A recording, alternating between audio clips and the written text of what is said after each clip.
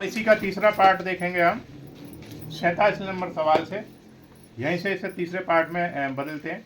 क्या गर्म रंगतें पृष्ठगामी होती हैं? अब पहले गर्म रंगतें किसे कहेंगे आप बताएंगे, जिनसे पूछेंगे बताएंगे वही। दिनेश बताएंगे, पहले तो बताइए गर्म रंग किसे कहते हैं। मैं पहले ये पूछ रहा हूं आपसे, गर्म रंग किसे कहते हैं? तुम समझ ही नहीं पाए क्या बोलूं, आप बताइए। चुभे हैं, ठीक है, आप बताइए। तो जैसे लाल और नारंगी, पहले तो ये बताइए गर्म रंग किसे कहते हैं? जिनको देख के मतलब कि एक बेचैनी सी प्रकट हो देखने में। देखिए, जिन रंगों को देर तक देखने से, ध्यान दीजिए, जिन रंगों को देर तक ध्यान से देखने से आंखों में चुभन महसूस हो या थकावट महसूस करें, वो सभी रंग गर्म रंग की श्रेणी में आते हैं। जिन रंगों को देर तक देखने में आंखों को थकान महसूस ना हो, शीतलता महसूस हो, वो कैसे रंग की श्रेणी में आए? वो ठंडे रंग की श्रेणी में आएंगे। अब बताएंगे वो आगे की बात, अब बतानी थी आपको। मैंने कभी बताया, किसी भी प्रश्न को अगर किसी से पूछा जाता है या सुना जाता है, हमेशा उसकी जड़ से लेकर के चलेंगे। उस प्रश्न का ऊपर वाला भाग नहीं बताना हमें, ठीक है?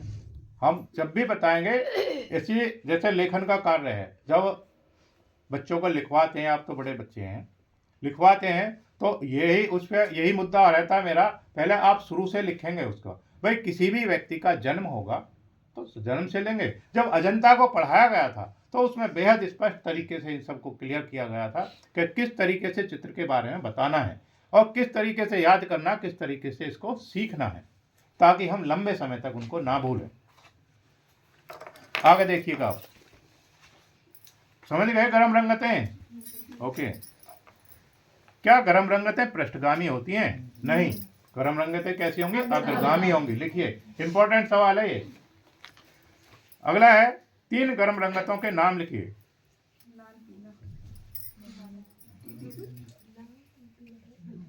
रंगतें, लाल नारंगी एक रंगत है, ये रंगतों के नाम पूछ रहा है। दूसरा लिखिए, लाल और लाल बैंगनी, लाल और लाल बैंगनी।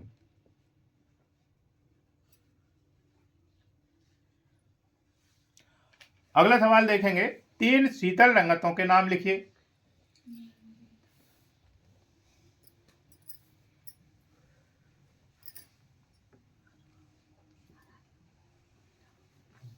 नीला हरा रंगत,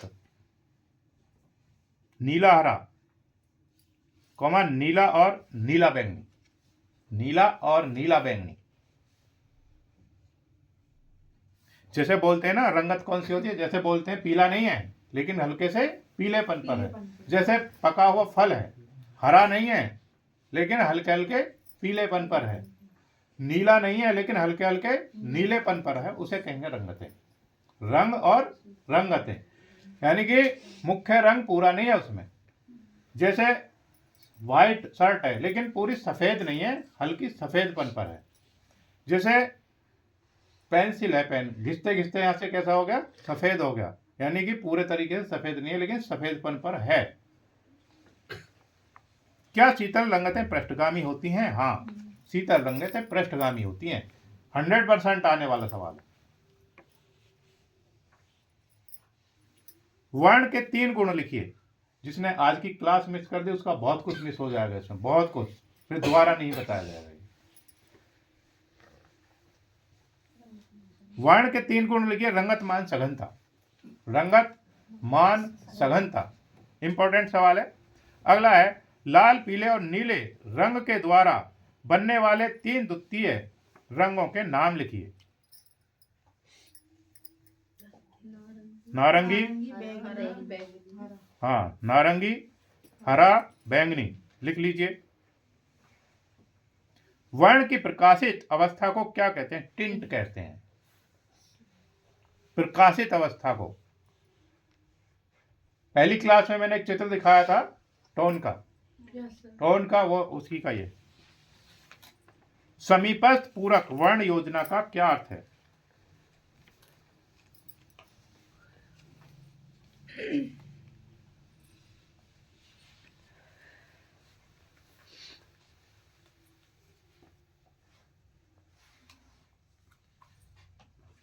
इसमें लिखिए भाई थोड़ा सा, किसी वर्ण के विरोधी रंग के साथ, छोटा छोटा लिखिएगा, किसी वर्ण के विरोधी रंग के साथ दाएं या बाएं, दाएं या बाएं और के वर्ण का प्रयोग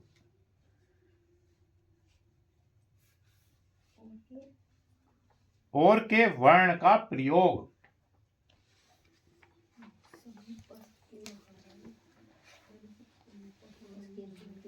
अगला है खंडीय पूरक वर्ण योजना का क्या अर्थ है?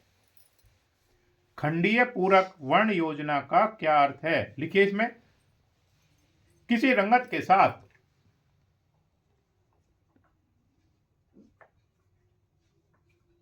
उसके विरोधी रंग को न लेकर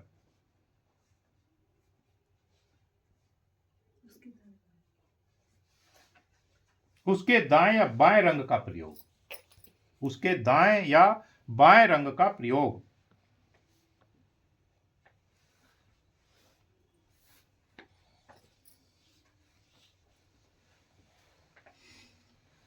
अगला सवाल है तान की 3 स्थितियां लिखिए।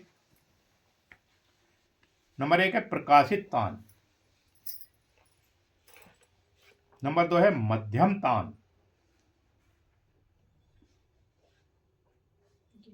नंबर अगला है गहरी तान। अगला सवाल देखिए, तान के चित्र में 3 कार्य लिखिए। तान का है संतुलन, सामंजस्य तथा त्रिआयामी प्रभाव। त्रिआयामी प्रभाव।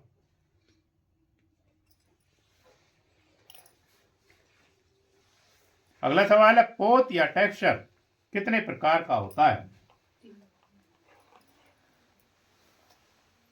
3 प्रकार का होता है। टेक्सचर को दिखा चुका हूं मैं बोर्ड पर। अगला है स्वतः प्राप्त, अनुकृत और सृजित। अनुकृत, नंबर 3 सृजित। दो विरोधी बलों के बीच कोमलता लाने वाले सिद्धांत को क्या कहते हैं? सामंजस्य कहते हैं। फास्ट लिखो थोड़ा, सामंजस्य कहते हैं। अगला है क्या उदासीन रंगतें सामंजस्य में सहायक होती हैं? हाँ हाँ लिखिएगा इसमें, हाँ जी। सरल रेखा, वक्र रेखा और लहरदार रेखा, तीनों में प्रवाही रेखा कौन सी है? लहरदार रेखा है।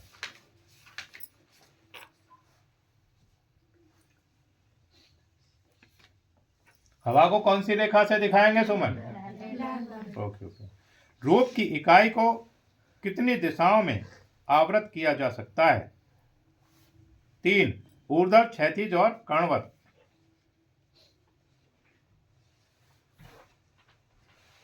ऊर्ध्व, क्षैतिज,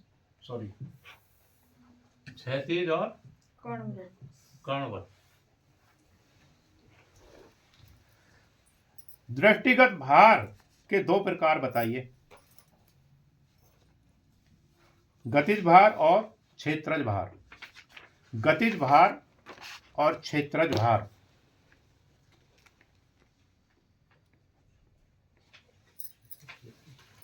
अगला सवाल है रूप के भार में 3 सर्वाधिक प्रभावी गुणों के नाम लिखिएगा। आकार, आकृति, वर्ण, कोमा लगा के लिख देना। आकार, आकृति, वर्ण।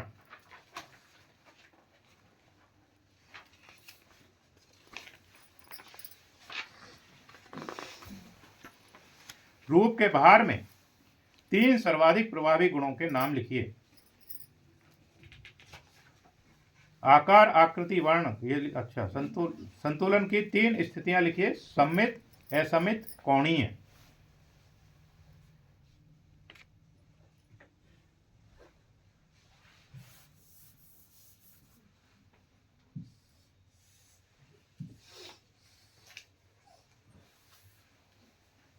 सममित,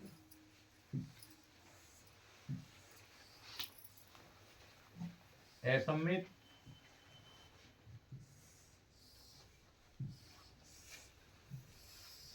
कोणीय। अगला सवाल है, क्या चित्र में प्रभाविता के कई केंद्र होने से चित्र आकर्षक हो जाता है? नहीं, नहीं। समझिए, अभी पहले भी उदाहरण आ चुका है। अगर शादी में दूल्हा 2 व्यक्ति को एक जैसे दूल्हे के कपड़े पहरा दिए जाएं तो कैसा होगा? वो इसने यही कहा है, क्या चित्र में प्रभाविता के कई केंद्र होने से चित्र आकर्षक होता है? नहीं होता।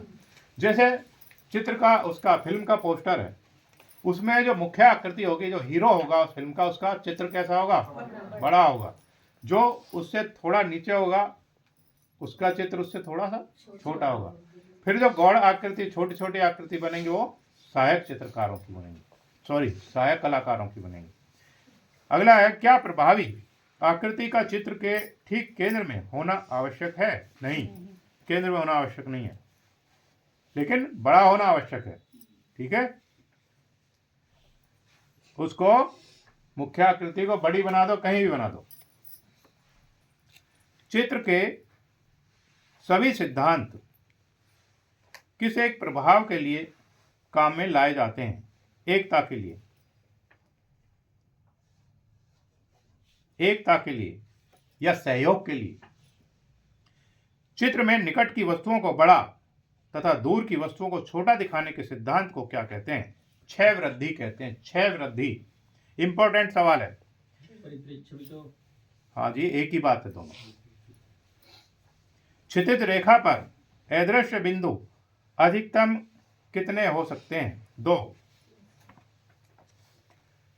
यदि दर्शक की दृष्टि एक मेज से ऊपर है तथा उसे मेज की 2 साइडें दिखाई दे रही हैं, तो क्षितिज रेखा पर कितने अदृश्य बिंदु बनेंगे? 2 अदृश्य बिंदु बनेंगे।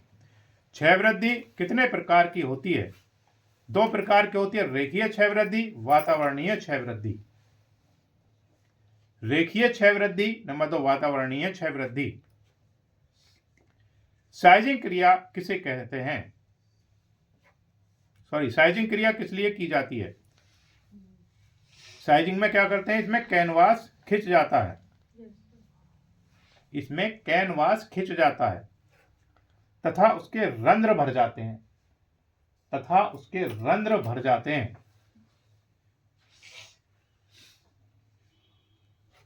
अगला सवाल है, चित्रण में तारपीन के तेल तथा अलसी के तेल में क्या अंतर है? लिखिए, तारपीन का तेल रंगों को फैलाता है,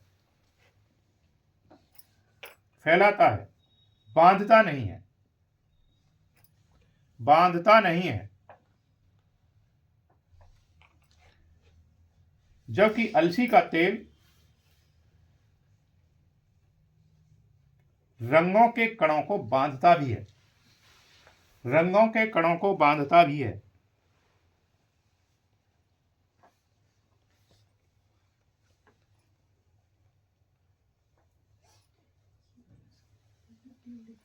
अगला सवाल है, आला प्राइमा चित्रण किसे कहते हैं? 100% सवाल आएगा।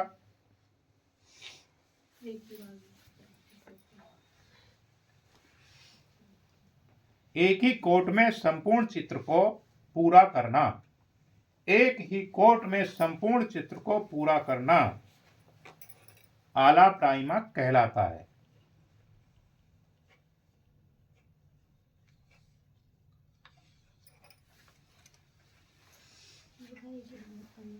अगला है, क्या ग्वास रंग अपारदर्शक होते हैं? हाँ। क्या ग्वास रंग अपारदर्शक होते हैं? हाँ।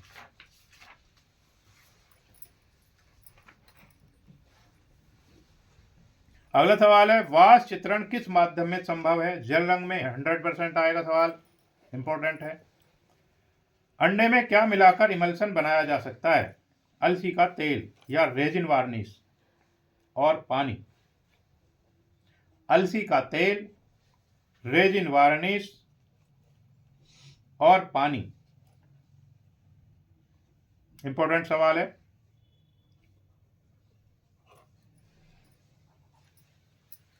अगला सवाल है, कैसीन का टेम्परा बनाने के लिए उसे किस पदार्थ के साथ घिसा जाता है? कैसीन को बुझे हुए चूने के साथ, बुझे हुए चूने के साथ।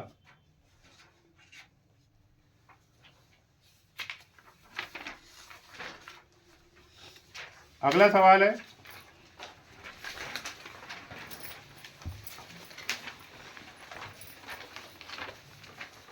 क्या एक्रेलिक रंग पानी में घुलनशील होते हैं? हाँ, घुलनशील होते हैं। 81 नंबर है, फ्रेस्को चित्रण कितने प्रकार के लिया जाता है? अच्छा, 2 प्रकार का, fresco buono, fresco Seiko. Important सवाल है। फ्रेस्को ब्यूनो की विशेषता क्या है? गीली भित्ति पर चित्रण किया जाता है फ्रेस्को ब्यूनो में, और सेको में सूखी भित्ति पर। भित्ति पर लगाए जाने वाले प्लास्टर के 2 प्रमुख तत्वों के नाम लिखिए। चूना तथा रेत। चूना तथा रेत। भित्ति चित्रण में सरेसी करने से क्या तात्पर्य है?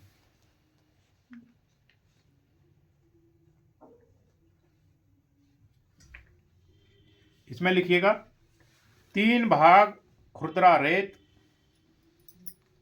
3 भाग खुरदरा रेत। अगर आपको लगता है किसी में ज्यादा लिखना है तो आप पीछे भी लिख सकते हैं, नंबर डाल करके नीचे की तरफ। 3 भाग खुरदरा रेत तथा 1 भाग चूने के प्लास्टर को, 1 भाग चूने के प्लास्टर को दीवार पर मोटा तथा वेग से लगाने की क्रिया को सरेसी कहते हैं। सरेसी कहते हैं।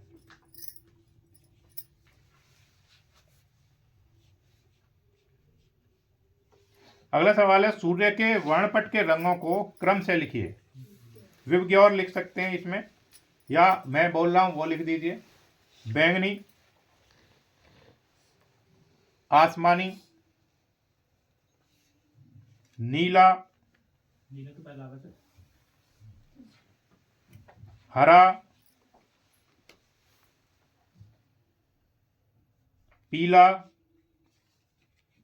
नारंगी, लाल, या शॉर्ट में लिख दीजिए विबग्योर।